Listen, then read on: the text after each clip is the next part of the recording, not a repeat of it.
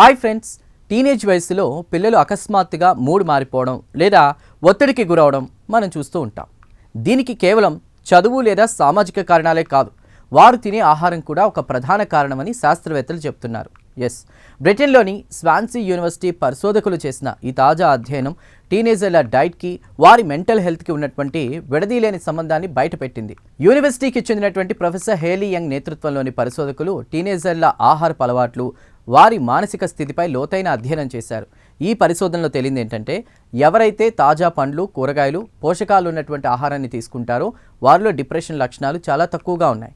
మరోవైపు junk food, అధిక sugar ఉన్నటువంటి ఆహారం తీసుకునే టీనేజర్లలో ఎమోషనల్ డిస్ట్రెస్ అంటే మానసిక వేదన ఎక్కువగా ఉన్నట్లు శాస్త్రవేత్తలు గుర్తించారు. టీనేజ్ అనేది మానవ మెదడు అత్యంత వేగంగా అభివృద్ధి చెందే సమయం అని మనందరికీ తెలుసు.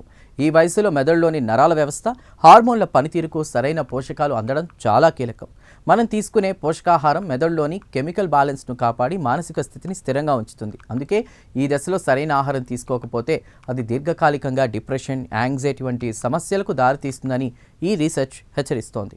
చాలామంది టీనేజర్లు ఫాస్ట్ ఫుడ్ మరియు సాఫ్ట్ డ్రింక్స్కి అలవాటు పడిపోతుంటారు. అవి మెదడులో తాత్కాలికంగా డోపమైన్ అనే హ్యాపీ హార్మోన్ను విడుదల చేసినా ఆ తర్వాత మానసిక స్థితిని దిగజారుస్తాయి. అధిక కొవ్వు, చక్కెరలు ఉన్నటువంటి ఆహారం మెదడులో వాపు కలిగించే అవకాశం ఉందని, తద్వారా భావోద్వేగాలను నియంత్రించే సామర్థ్యం తగ్గిపోతుందని శాస్త్రవేత్తలు వివరించారు.